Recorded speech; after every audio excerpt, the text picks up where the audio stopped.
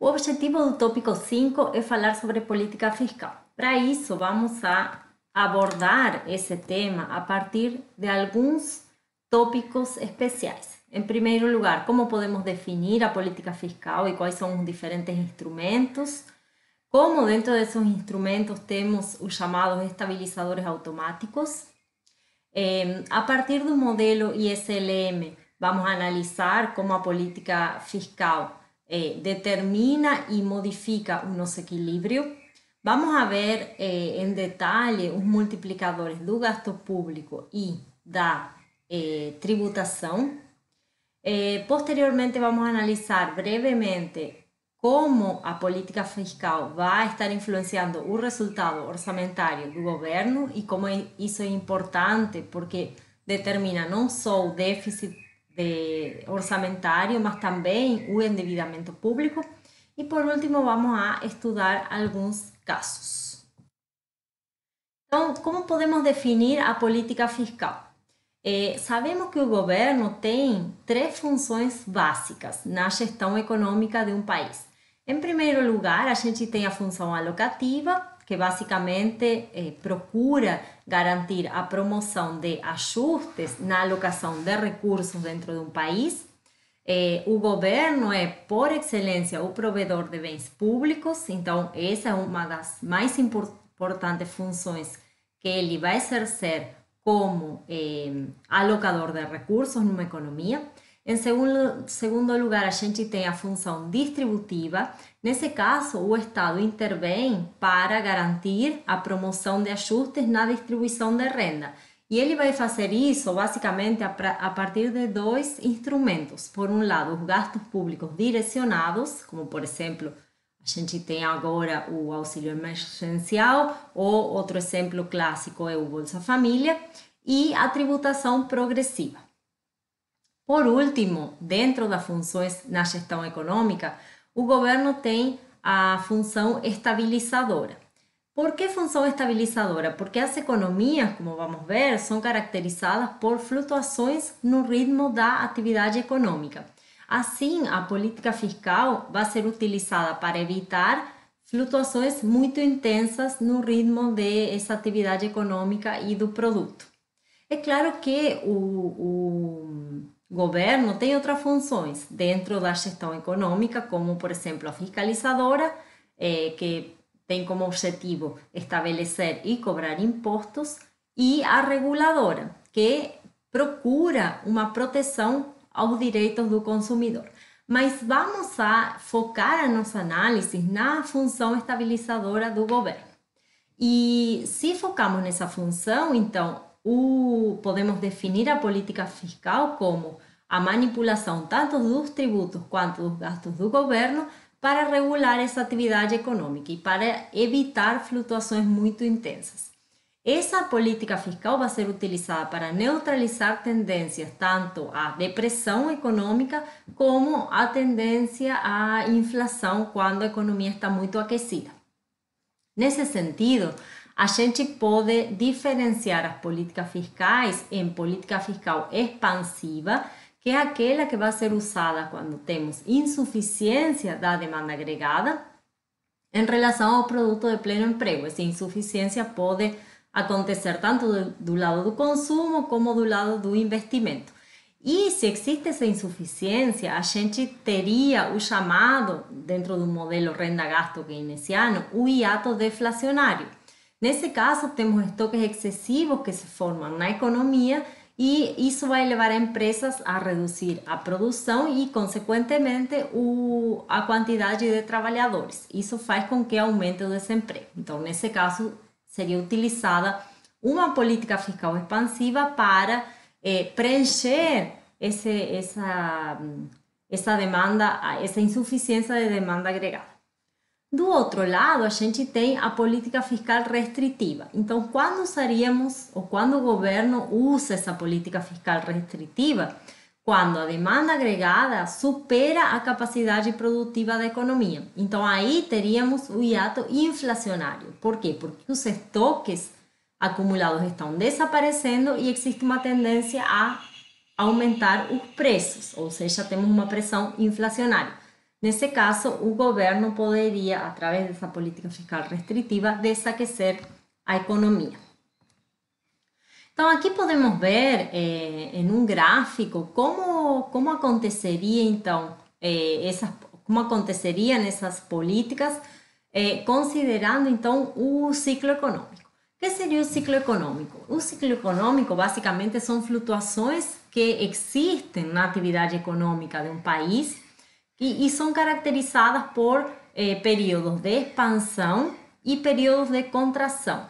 E esses períodos de expansão e contração se dão simultaneamente na maioria dos setores econômicos de um país.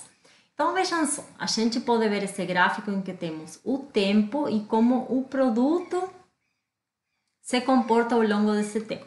Então, a gente tem uma linha verde aqui que está mostrando a tendência do produto, mostrando que ao longo do tempo o produto aumenta.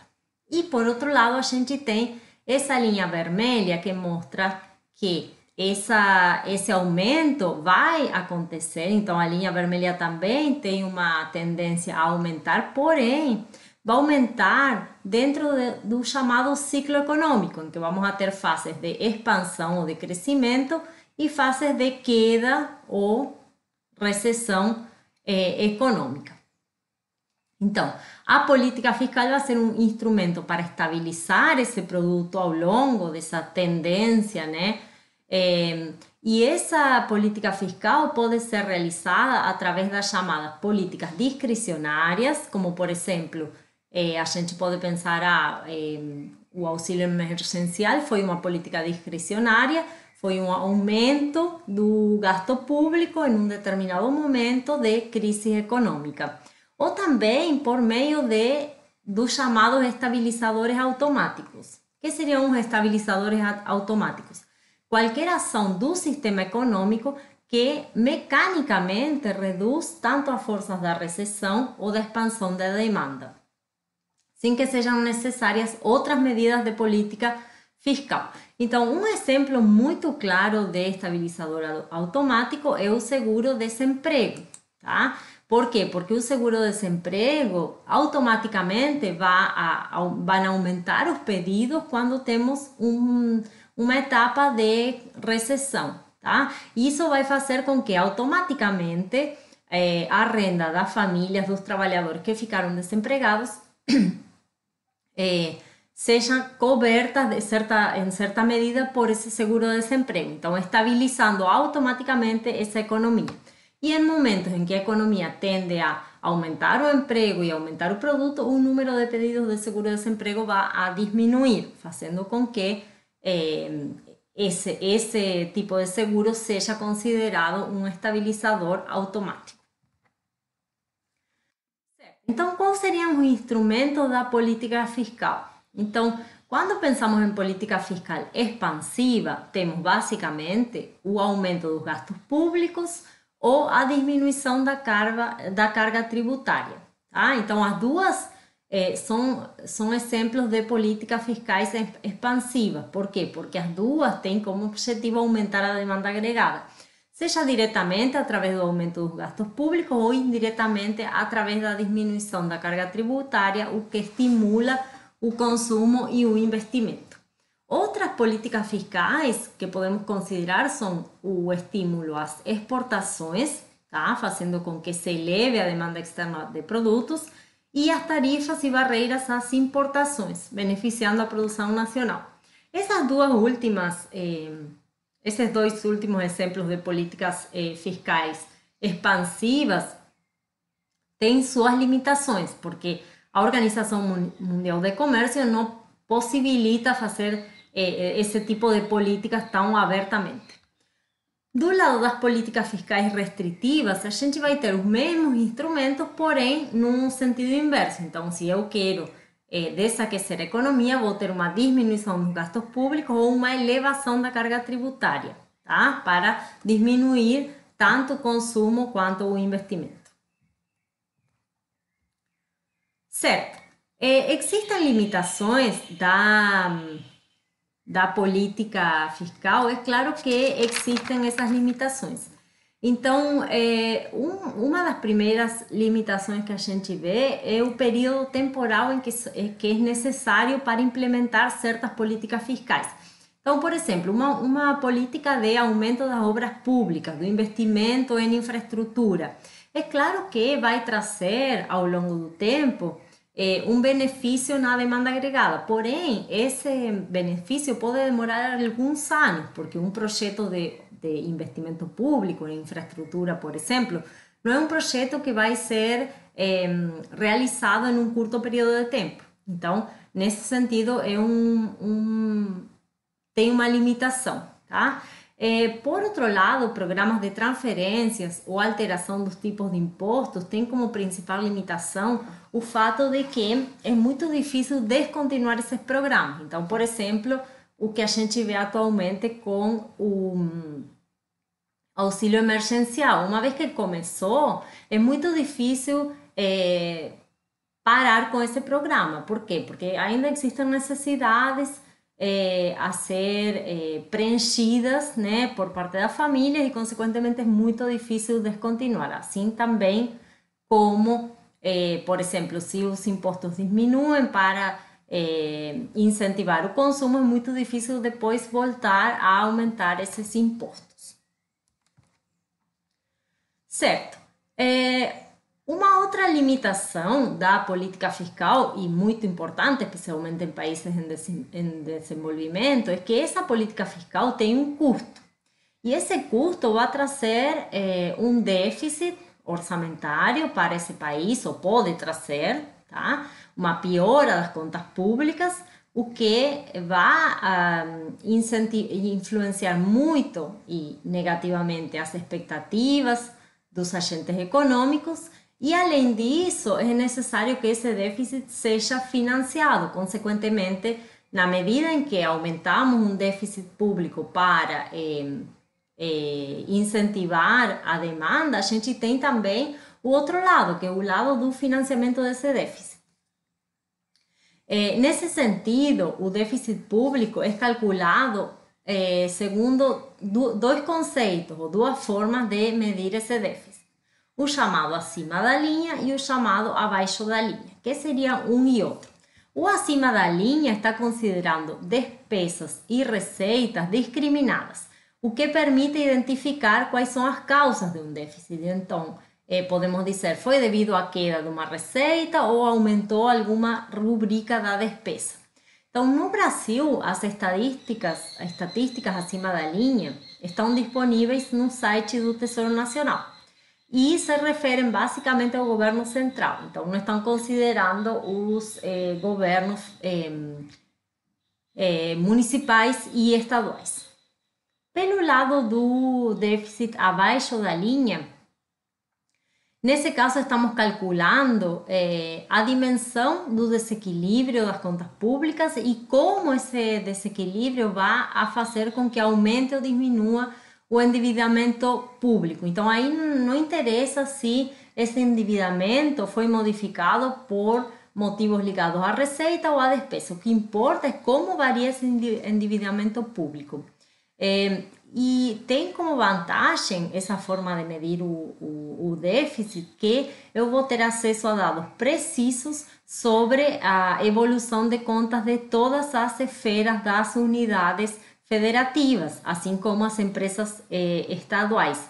E esse déficit público abaixo da linha vai mostrar a evolução do endividamento público com o sistema financeiro, tanto público quanto privado, as famosas necessidades financeiras do setor público. Essas necessidades financeiras do setor público também podem ser analisadas no conceito primário. Então, aí teríamos dados sobre o déficit primário, que não considera as despesas com pagamentos de juros da dívida pública, ou seja, não está considerando as despesas financeiras. Certo. Vamos analisar a política fiscal graficamente, tá? E na próxima aula vamos a fazer isso através do modelo com as equações da IS e ALM. Então vamos lá, a IES vai ser traçada considerando uma dada política fiscal. A gente sabe que para cada linha que a gente tem da IES, o gasto público e a tributação são considerados fixos. A LM vai ser traçada considerando uma dada política monetária, ou seja, vamos a ter um nível determinado de M para cada LM que estamos considerando. Então, a partir da IS e a LM, vamos a ver o que acontece quando, se mantemos um nível de preços constantes, temos modificações na política fiscal. Então, nesse primeiro gráfico, a gente vê uma política fiscal expansiva, ou seja, uma elevação dos gastos do governo, que aumenta o nível de atividade e vai causar também elevação da taxa de juros. Então, vamos ver como acontece isso. Então, primeiro a gente tem a passagem do ponto A com a IS original e a LM, que não vai ser modificada, e quando aumenta o gasto público, a nossa IS se desloca para acima, para a direita, tá? Esse aumento do gasto público, que acontece basicamente, ou vai ter como consequência um aumento da demanda agregada, vai fazer com que aqui, né, a renda aumente, tá? E esse aumento da renda, que vai acontecer com esse aumento da renda? Qual é o primeiro efeito? Então, o primeiro efeito vai ser no mercado monetário. Vejam que a LM permanece inalterada. Consequentemente, se a renda aumenta, eu vou ter um aumento da demanda por moeda pelo motivo transacional, ou seja, o nível de transações da economia aumenta, eu aumento a minha demanda por moeda. Como a oferta de moeda permanece inalterada, isso causa um aumento da taxa de juros. E esse aumento da taxa de juros vai fazer com que, em certa medida, diminua o investimento. Tá? Então, esse aumento da taxa de juros que afeta negativamente no investimento é chamado de efeito crowding out. Por quê? Porque eu vou ter um deslocamento de demanda agregada de investimento para gasto público. Por quê? Porque esse aumento do gasto público gera um aumento da taxa de juros. Então, se eu não tivesse essa queda do investimento, o aumento da renda seria maior. O que acontece quando eu tenho uma política fiscal restritiva? Então, política fiscal restritiva pode ser um aumento, uma diminuição do gasto público ou um aumento dos impostos. Então, isso vai fazer com que a IS se desloque no sentido contrário do que a gente viu quando a política fiscal é expansiva. Então, a IS se desloca para dentro, para baixo. Tá? E faz com que a renda de equilíbrio diminua. Tá? E aqui acontece também um efeito no mercado monetário. Então, se a renda diminui, consequentemente a demanda por moeda pelo motivo transação vai diminuir. Mas a oferta de moeda continua inalterada. Consequentemente, é necessário que, para restabelecer o equilíbrio no mercado monetário, a taxa de juros diminua.